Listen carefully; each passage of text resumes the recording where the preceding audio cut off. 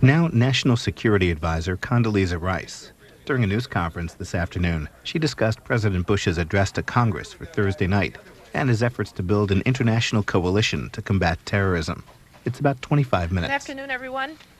I'm here principally to answer questions, but I thought I might just give you a little feel for what today has been like for the President. He has, of course, had several meetings, including a very successful meeting with President Megawati of Indonesia. He took that opportunity at this meeting, which was planned before, but nevertheless came in the middle of this situation, to express to President Megawati, where there is, of course, the largest Muslim population in the world in Indonesia, his very great desire that everyone understand that America believes that the terrorism that we experienced is not the work of Islam, it is not the work of Islamic people, it is not the work of Arabs, it is the work of extremists. And he used the opportunity again to underscore his message of tolerance that he has been underscoring all week. He also met with German Foreign Minister Joschka Fischer, who delivered a message of support from Chancellor Gerhard Schroeder, with Foreign Minister Igor Ivanov of Russia, who did the same from President Putin. And he had a couple of phone calls this morning, one with President Mbeki of South Africa and another with President Kim Dae-jung of South Korea. The President has met with his National Security Council this morning. The pattern is that he meets with his National Security Council in the morning. He chairs those meetings himself. And then the principals reassemble later in the day to share notes, to consult and coordinate, and to prepare the next day's national security meeting. The President also received the leadership of the Congress, the two House leaders, Speaker Hastert, Leader Gephardt, and the two Senate leaders, Senator Daschle and Senator Lott. And he was delighted to receive from Speaker Hastert an invitation to go and address the joint session of Congress tomorrow. So it was a very busy day, but I think, again, a very successful day as the President begins to lay out the first phases of this campaign that he wants to underscore is going to be a very long campaign in this war against terrorism. Ron. Will you tell us what he hopes to accomplish tomorrow, and will the American people have any better idea of who he's going to strike, where he's going to strike, when he's going to strike, what he's going to strike? Ron, this is not a speech to announce military action. The President has made very clear that he intends to be patient, that he is going to review his options, that he is going to look for ways to be effective in whatever it is that we do, and that we are now launched on a long campaign. And so what the President will do tomorrow is to use the opportunity to talk to the American people about the kind of threat that we face. The American people have a lot of questions about what kind of people would do this to the United States, why this kind of hate would exist against the United States. So we'll get a clearer picture of the enemy that we're facing. I think the President is going to use this as an opportunity to talk about the sustained nature of this campaign, that this cannot be a campaign that is thought of like the Gulf War, where there was a capital with a leadership that one understood fully in the way that we traditionally understood leadership. I think he will use it as an opportunity to urge patience and reason, and to demonstrate again that his resolve is going to be over a long period of time, not in a single moment. One other thing, Ron, I'd just like to mention is that he's going to talk about what Americans can do to prepare for this effort, and he's going to talk some about the nature of the support that we're getting from around the world, which is really quite extraordinary. I think everybody understood that this was not just an attack on America, this was an attack on freedom. Marshall. You said that the President reiterated the message of tolerance and the importance that this is not a campaign against Islam or Arab nations generally. Has it been communicated to the administration from those nations, from that part of the world that you've been talking to recently, that is a highly critical thing for the President to do, not just once, but over and over and over again? If so, why? And President Megawati has returned to the building. We've seen her enter the West Wing just a few moments ago. Can you tell us with whom she is meeting and what we can read into that? I believe that President Megawati was scheduled a long time ago during this to have a meeting with the Vice President. She's meeting with the Vice President, but it was not arranged hastily or anything like that. It was scheduled as a part of her program. In terms of the tolerance message, it was very much the President's instinct from the very beginning that it was extremely important that he, first as President of the United States, make very clear that we had a lot of Muslims in the United States of America who are patriotic people, who salute the flag just like all of us do, who were appalled and saddened by what happened on September 11th, and that we are a country that judges people not by their religious beliefs or by their color, but by the fact that we're all Americans. So that was the first part of the message. The second part of the message is that we have a lot of friends around the world who are Muslim. We have countries that are long friends of the United States who are of the Islamic faith, and the President wanted to be very clear that this is not a war of, quote, civilizations, that this is not a war against Islam. This is a war against people who in many ways pervert what Islam stands for. Islam stands for peace and stands for nonviolence, and he wanted to make that very, very clear. Yeah, sure. Did that need become more pronounced after the President invoked the word crusade on Sunday, and that raised some alarms within the Muslim community in America and internationally? This has been part of the message from the very beginning, and in every conversation that the President has had with leaders of all countries, but also with Muslim countries, he has been saying this from the very beginning. Yes? Is the President prepared for the inevitable comparisons with President Roosevelt vis-a-vis tomorrow's speech? Well, I think the President is going to deliver the speech on its own terms, but you know, it allows an interesting point, which is that this isn't Pearl Harbor. I know that there are a lot of comparisons to Pearl Harbor, but this is different. And it's different in a lot of ways. This is the first war of the 21st century. In that case, we had a country with a capital, with marching armies and beaches to storm and islands to take, and in the last war, deserts to cross. That is not the nature of this war. There will be, undoubtedly, some things that our military forces and the military forces of others can do, but this is also a war of will and mind. It is a war in which information may be the most important asset that we have, and so we're asking a lot of countries to help us with information. These are not traditional enemies, and so he's going to have a very different task. Different speech for us than what the one Roosevelt delivered? This is a speech that will seek to start to broaden and deepen the American people's understanding, indeed people around the world, the understanding of what it is we face and how we're going to have to face it, because we're in this for the long haul. Jim? Yeah, Connie, does the President believe, and will he try to prepare people tomorrow night for some sort of sense of sacrifice? For instance, we're already talking about spending some $100 billion on things other than what it would have been spent on. Clearly, something has to give. I think that every American understands that life changed on September 11th. Now, what didn't change is our way of life.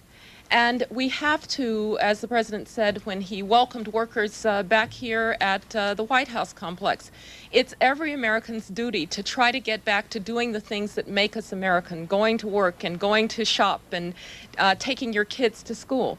But there's no doubt that the country faced a severe shock and blow, and we have to respond to that. And he said to the leaders that this country is going to respond, and its leadership is going to respond. He's been heartened by the fact of unity between the Congress and the executive branch on exactly this point. But yes, this is going to be a time of sacrifice. I think the President is not afraid to say that, and he will make that case.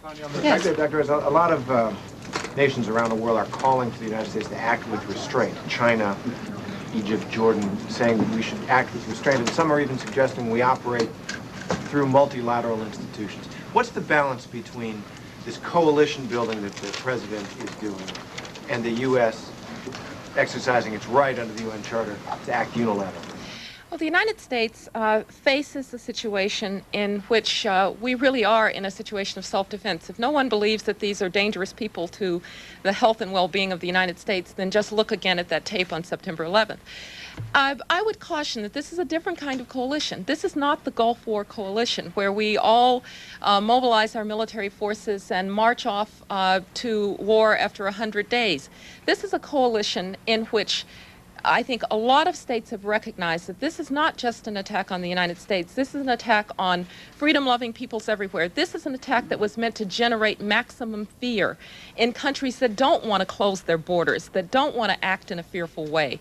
Now, there are going to be a lot of different fronts in this war, some on the information side, some on the financial side, some on the military side, some on other fronts. And I think that we will have broad support. Different countries are going to play different roles.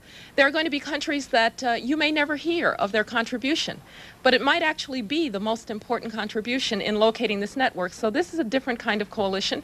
The president is absolutely committed to doing what the United States has to do, but I think that we have tremendous support and understanding that there have to be several phases to this, and this has to go on for a long time. Yeah.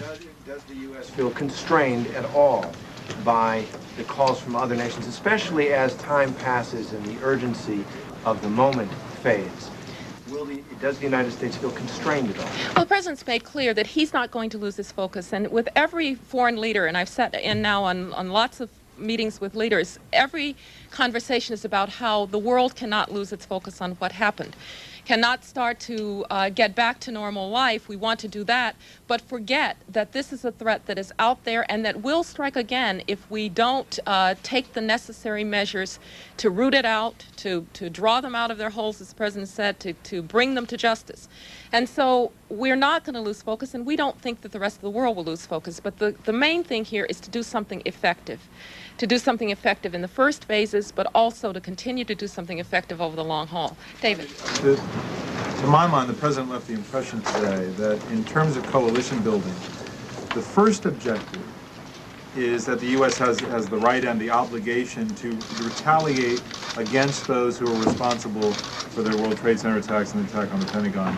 And that's first, and that for the longer part of the sustained effort, the coalition building may come after that. Is that a fair reading? No, I think that we believe that this first phase in which the president demonstrates, if you will, that what he said about being determined to root out those who perpetrated this act and those who harbor them. In other words, that there isn't a distinction here. That is an important part of the next phase of this. That you have to be able to demonstrate to states that might harbor terrorists that that's not going to be a good thing to do in the future, and to give states that have been harboring terrorism a chance to change their ways. But the president is committed to the coalition because the coalition is being committed to him. And I want to caution, talking about the coalition, again, we tend to think of the last war, and we tend to think of the way that the Gulf War coalition was put together.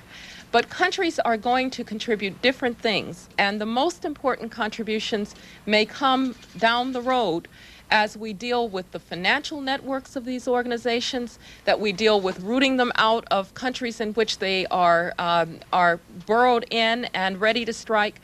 This is a long conflict, a long struggle, and there are going to be a lot of different contributions along the road from a lot of different countries. Bill. As you say, the president isn't going to announce military action tomorrow night, so what will he say that we have not already heard from him? Is he going to tell us anything new?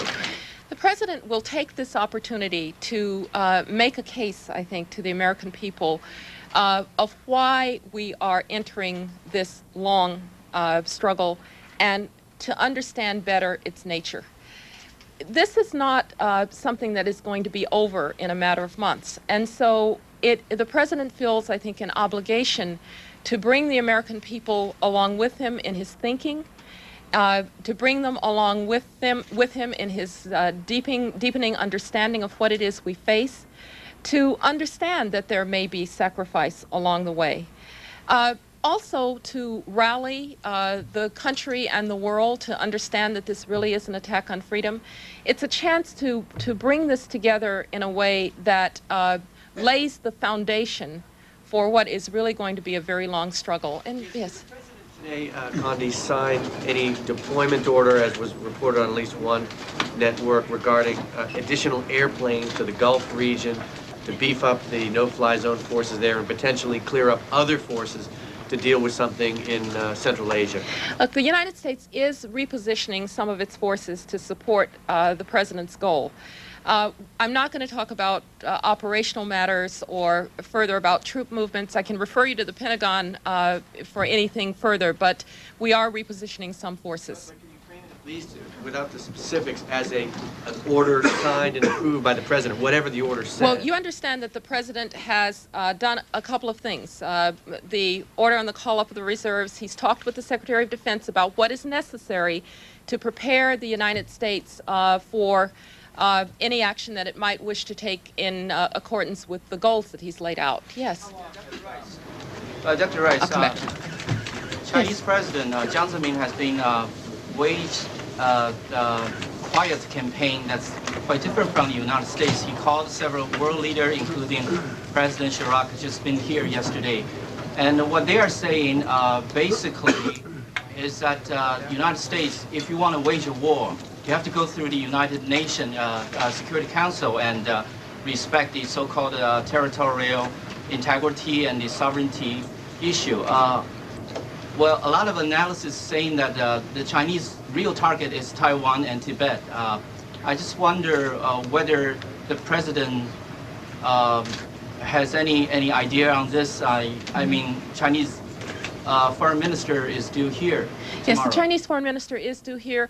But let me say that one of the first phone calls that the president had was with President Jiang Zemin. It was a very positive phone call that promised cooperation. Again, we do not expect every country in the world to be involved in every phase of this operation or in every aspect of it. We expect, though, that everybody understands that terrorism is a real threat to civilization, to freedom-loving peoples, and that, we believe, the Chinese understand and understand fully. Do we need another UN resolution to do it? Look, the United States, first of all, we had an expression from the UN of support for the United States and an understanding that there are things that may have to be done. I can't tell you what further UN activity there may be or we may request. We have had several expressions of support from a number of countries, from a number of alliances, and I think the most remarkable in this regard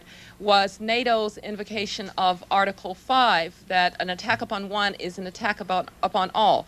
But the United States, of course, has certain rights to self-defense. I think people understand that. Again, if you don't think that this is about self-defense, just look at those pictures on September 11th. David. Several of the leaders have asked for evidence of Osama bin Laden's involvement. We've heard this today from Pakistan, we've heard it from China as well. Within the constraints that you have, given the classification of the material, what are you prepared to go do, and what model in the way of sharing this evidence to help build the coalition? And what model do you use for this? Does it go back to sort of the Cuban Missile Crisis, where obviously some intelligence data was shared? What do you do, and how central is that? Well, David, the first thing to say is that obviously there's an ongoing investigation, and so I can't get into details of what is being looked at. But I will say this. The organization that we're talking about has a history. There are already indictments out against members of this organization and against Osama bin Laden himself. This is an organization that is well known to have been involved in several other terrorist incidents or attacks against American interests.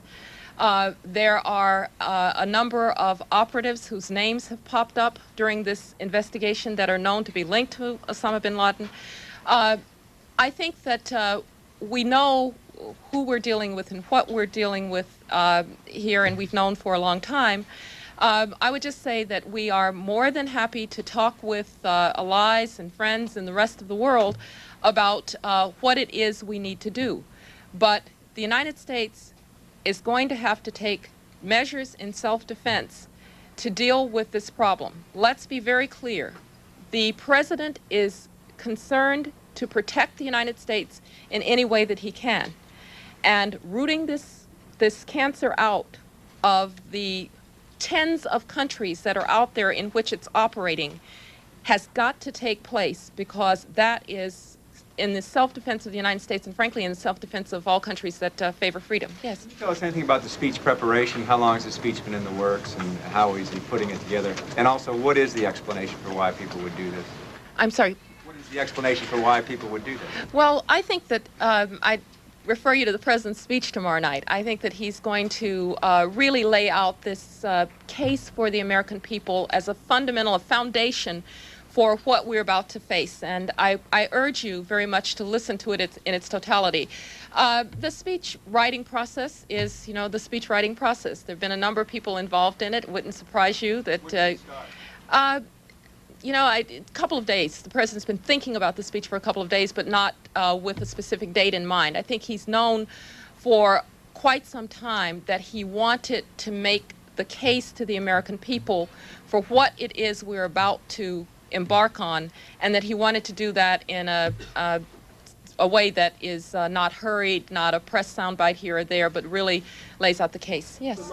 As far as the message of returning to a normal life, returning to school, returning to a job, what does the president intend to do for those people who have no job to return to in the wake of massive layoffs, particularly in certain sectors? Is he going to outline in any way or reassure the American people of any economic stimulus package, any assistance to particular sectors that have been hit in the wake of all of this? Well, you know that the president is in discussions with his economic advisors and also with the Congress about what can be done to deal with the national emergency that we have faced. I think the president is quite aware, as everyone is, that there have been effects on the economy of what happened.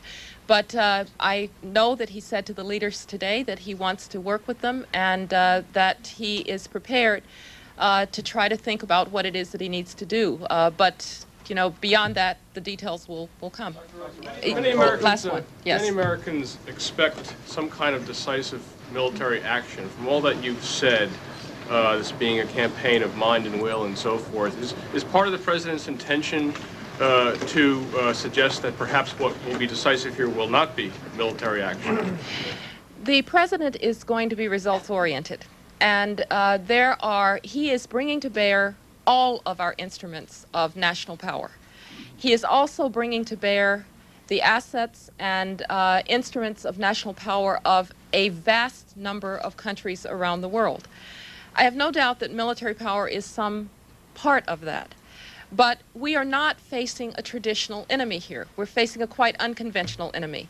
The president, though, made very clear that while he wants to root out those who are hiding, who we've gotten accustomed to as the car bomber who runs and hides, but who this time perpetrated this well-orchestrated terror attack on some of the most important symbols of power and authority and prosperity of the United States, that he's got to get them. He's got to root out that organization wherever it may be, but that he also believes that those who harbor them it needs to be demonstrated to them that harboring these terrorists is not good for one's well-being. So there will be a host of instruments brought to bear on this problem, and that's the case that the president's going to make tomorrow. Okay, final question. Yeah. Coalition. Are you suggesting today that it might be useful to think of this as multiple coalitions for multiple purposes? And second, this 192 countries that have responded with condolences or offers of help include a lot of countries that are not, as you described, freedom-loving countries, people that the Vice President has described as some unsavory characters. And I'm wondering, some of these countries are able to provide the most help in rooting out this terrorist threat. I'm wondering how you're going to be guided in striking the balance between how far the United States can go in dealing with these countries to get at this threat. Our values matter to us. And I want to make the point that our values matter to us internally as we try to think about how to secure ourselves better. Civil liberties matter to this president very much. And our values matter to us abroad. We are not going to stop talking about the things that matter to us, human rights, religious freedom, and so forth and so on. We're going to continue to press those things. We would not be America if we did not. We have a particular threat here to not just our well-being, but to our way of life. And the coalition and what countries can bring to it, it's very important to take advantage of what can be brought from a variety of different countries and a variety of different means to address that threat. And yes, I think the notion of multiple coalitions is probably a good one. There is clearly one big overarching coalition that says this could have been us, and we understand that when America was attacked, more than America was attacked. But what different countries will bring to the equation, what different fronts people will fight on against this war on terrorism, I think will unfold over this period of time. But I do want to say that the really interesting thing about what happened on Tuesday, if you try and step back from the horrors of it, and it's just really horrible, is that when the World Trade Center went down, the world's Trade Center went down, there were citizens from numerous countries that died in the World Trade Center. This was not just Americans. These were Pakistanis and Brits and people from the continent of Africa and Latin Americans. What really was attacked was this world community that trades and works and tries to make people more prosperous and enjoys the freedoms and the kind of freedom of life that we're so accustomed to in the United States. And so when the president says that he is doing this to rally the world, we have a very visible symbol of the fact that it was the world that was attacked, and it was the multiple nationalities that were attacked in the World Trade Center. Thank you very much. Continuing to talk about this, I think that, you know, the British are always there.